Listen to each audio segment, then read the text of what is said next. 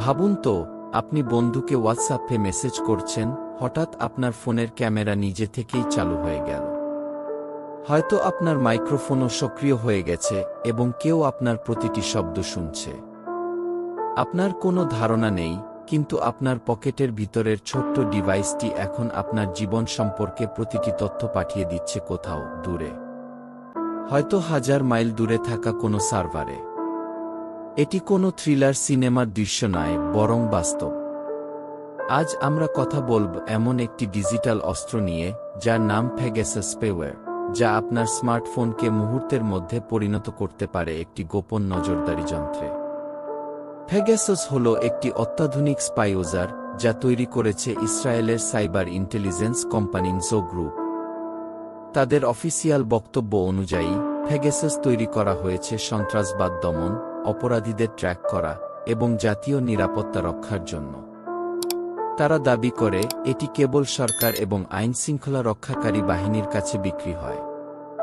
তবে বাস্তবে, আন্তর্জাতিক সাংবাদিকতা ও সাইবার নিরাপত্তা তদন্তে দেখা গেছে, পেগাসাস অনেক সময় সরকারসমূহ বিরোধী রাজনৈতিক নেতা, মানবাধিকার কর্মী, সাংবাদিক, এমনকি ব্যবসায়ীদের উপর নজরদারি চালাতে ব্যবহার করেছে।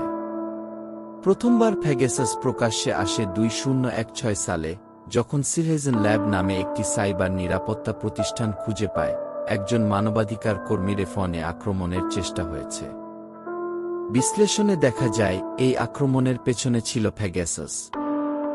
সেখান থেকে শুরু হয় এর কুখ্যাতির যাত্রা। আমাদের সাধারণ ধারণা, ম্যালওয়্যার বা ভাইরাস ঢুকতে হলে কোনো ফাইল ডাউনলোড বা সন্দেহজনক অ্যাপ ইনস্টল করতে হয়। কিন্তু পেগাসাস আলাদা। এটি ফোনে ঢুকতে পারে। শুধু একটি হোয়াটসঅ্যাপ কল দিয়েই, ইভেন আপনি কল ধরেননি, একটি সাধারণ মেসেজ বা লিঙ্ক পাঠিয়েই, ইভেন আপনি সেটি ওপেন না করলেও। iOS বা অ্যান্ড্রয়েড সিস্টেমের দুর্বলতা, জেরোক্লিক এক্সপ্লয়েট, কাজে লাগিয়ে। এর মানে পেগাসাস আক্রমণ হলে আপনি কোনো নোটিফিকেশন, সতর্কবার্তা বা সন্দেহজনক আচরণ দেখতে পাবেন না। পেগাসাস একবার ফোনে ঢুকে গেলে প্রায় সীমাহীন ক্ষমতা পেয়ে যায়। 1. আপনার সব ব্যক্তিগত ডেটা কপি করতে পারবে, কল রেকর্ড, মেসেজ, ইমেইল, ছবি, ভিডিও। 2. ক্যামেরা ও মাইক্রোফোন রিমোটলি চালু করে আপনার চারপাশে কি হচ্ছে তা শুনতে ও দেখতে পারবে। 3. লোকেশন ট্র্যাক করতে পারবে, এমনকি জিপিএস বন্ধ থাকলেও সেল টাওয়ার ডেটা দিয়ে আপনার অবস্থান জেনে নেবে। 4. এনক্রিপ্টেড চ্যাট ভেঙে পড়া, হোয়াটসঅ্যাপ, সিনাও, টেলিগ্রামের মেসেজও পড়তে পারবে। 5. নিজেকে লুকিয়ে রাখা, এমনভাবে সিস্টেমে কাজ করে যে আপনি বা অনেক অ্যান্টিভাইরাস সফটওয়্যারও সহজে ধরতে পারবে না। এটি যেন আপনার পকেটে লুকিয়ে থাকা এক অদৃশ্য গুপ্তচর, যে 2-4 ঘন্টা আপনার প্রতিটি পদক্ষেপ পর্যবেক্ষণ করছে। 2019 সালে হোয়াটসঅ্যাপ আনুষ্ঠানিকভাবে স্বীকার করে, পেগাসাসের মাধ্যমে প্রায় 1400 জনের ফোন হ্যাক করা হয়েছিল, যাদের মধ্যে সাংবাদিক, আইনজীবী, কূটনীতিক, এমনকি সরকারি কর্মকর্তাও ছিলেন।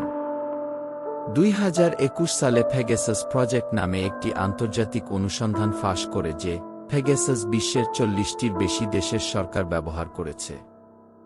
কিছু ক্ষেত্রে দেখা গেছে, পেগাসাস ব্যবহার করে বিরোধী নেতাদের, নির্বাচনী প্রার্থীদের এবং সমালোচকদের উপর নজরদারি চালানো হয়েছে।